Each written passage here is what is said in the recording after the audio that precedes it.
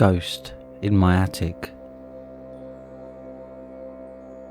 There's a ghost in the attic. I know, that sounds strange, but really, there is. That's what Debbie told Mum every night as we were tucked into bed.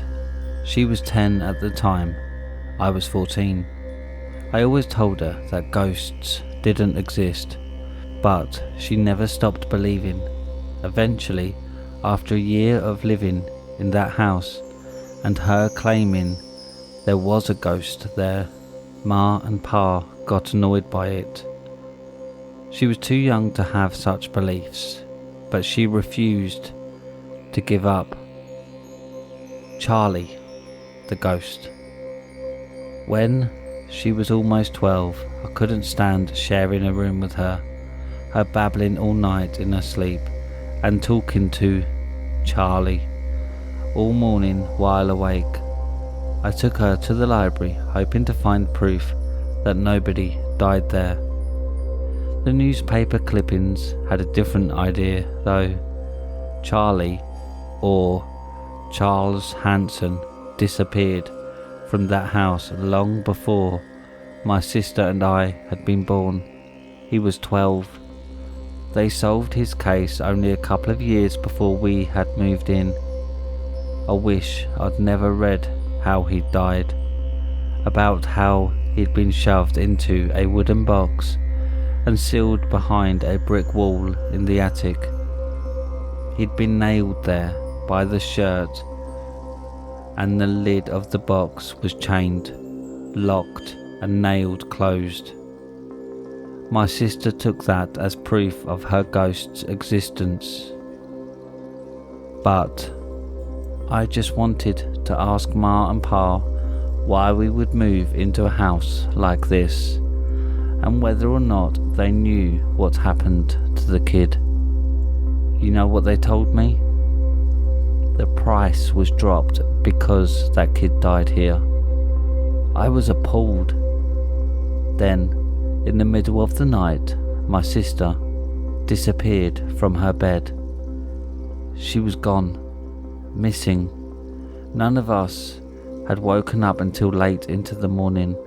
The authorities never found her, and my parents refused to leave the house. They loved it there and didn't want to move her stuff around. I moved out when I was 17, refusing to stay in the house that my sister... never mind. To this day, I wear a golden charm bracelet that my sister had worn the other half of. I gave it to her on her 12th birthday. It wasn't until I was almost 20 that I returned. My parents wanted to move out now, and I was glad to help them. I couldn't stand what happened to my sister there, but I was going to get the house. I was already making plans on selling it. It was late that night when my parents had left the house for different reasons. Pa went to a bar to hang out with his buddies, acting like the child he mentally was. Ma went to play bingo and most likely gossip with her friends. It was just me at home.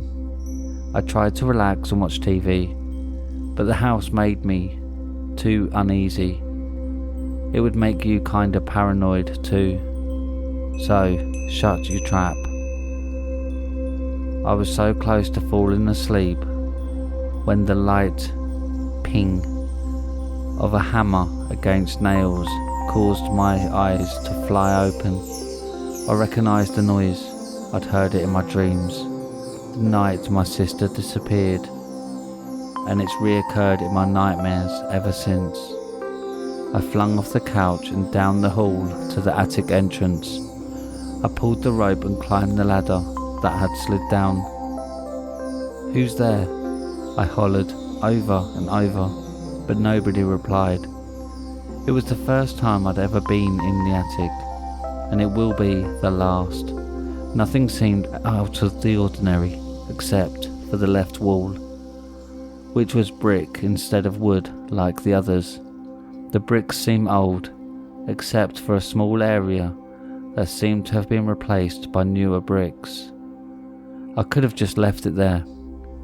The bricks could have been replaced by Ma and Pa, but then I remembered the newspaper clipping from all those years ago. I quickly searched the boxes looking for something to smash the wall in. I settled for a hammer.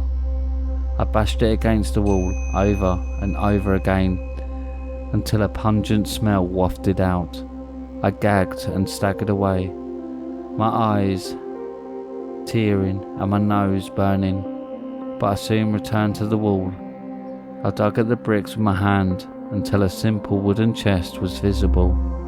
It was chained and locked, and the floor underneath it was blood-stained in a pool. A key sat beside it.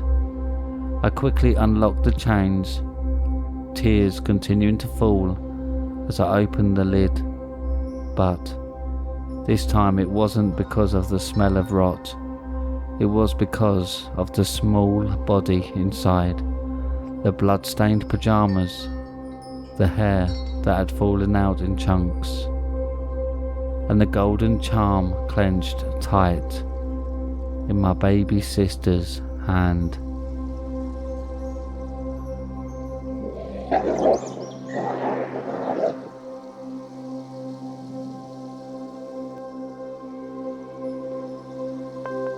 Grandma's apartment. John shifted through his keychain, looking for the key to his grandma's apartment block. His grandma had just passed away and he needed some of her paperwork. With a push, the heavy wooden door opened. John walked down the dark hallway, the apartment's left and right buried in shadows. John could faintly hear a constant thumping sound, but he didn't pay more attention to it.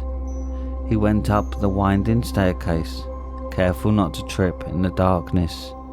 He reached the second floor and he stood in front of his grandma's apartment. The lights were off, but he managed to find the keyhole and open the door. As he was stepping inside, he noticed the next apartment's door was open. The darkness hidden within, seeping into the hallway. Weird, he thought. I swear it was closed just a second ago. He discarded the thought and stepped inside, closing the door behind him, not before taking another peek at the next door apartment. It was still open, but he couldn't see anything inside. Probably the old hag from next door is being weird again. The air in the apartment was musty and smelled of closed space. John let out a long sigh. This place brought back many happy memories, mainly of delicious meals. He flicked on the light switch, and the room was painted in a sickly yellow light. John went into the kitchen and gave a quick look around. He searched for the papers, but he found nothing. As he was turning around, he heard a door creaking just outside the apartment. Probably the old hag went inside. John continued searching the apartment for the papers. He turned towards the bedroom and he froze in horror. Something moved at the other side of the room. He took a deep breath and sneaked towards the movement. He peeked around the corner and was relieved to see a curtain dancing under a rogue breeze. Man, I'm such a wuss. Before he completed his thought, he heard a shuffling sound coming from outside. Someone was out there. John tried to calm himself, but to no avail. His imagination was getting the better of him. Gotta get this over with quickly, he thought, and he started marching quickly up and down the apartment, eyes darting left and right with manic speed, scanning the rooms for papers. He finally spotted them. He picked them up and turned to leave. Suddenly, footsteps echoed outside. A chill went down his spine. The footsteps continued for a couple of seconds before stopping in front of the apartment door. John slowly approached. Someone is definitely outside. Shit. He could very clearly hear raspy breathing. What do I do? Do I open the door? Fuck. What the hell is going on? His mind was racing. He didn't want to admit it to himself, but he was terrified. Out of nowhere, the sound of nails scratching against the hard wood invaded his ears. This is insane. What on earth is happening? I should get out of here, he thought. No, I need to calm down. It's all in my head. I've just been watching a lot of horror movies lately, and I'm very tired. Yeah, that's it. He took a deep breath and stepped towards the door. The sounds from outside had stopped. See, it was all in my head. With trembling hands, he reached towards the doorknob, holding his breath. He opened the door. The cold and unforgiving darkness outside greeted John. He closed the door behind him and ran towards the stairs, not even glancing at next door. Suddenly he stopped. Oh God, I forgot the lock. Slowly, John turned around. Before he could react, two hands reached out of the darkness, pulling him into the next door apartment. His screams echoed through the building, but they fell on dead, decaying ears.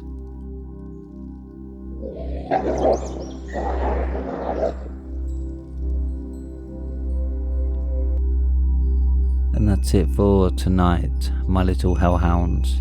Thanks for listening.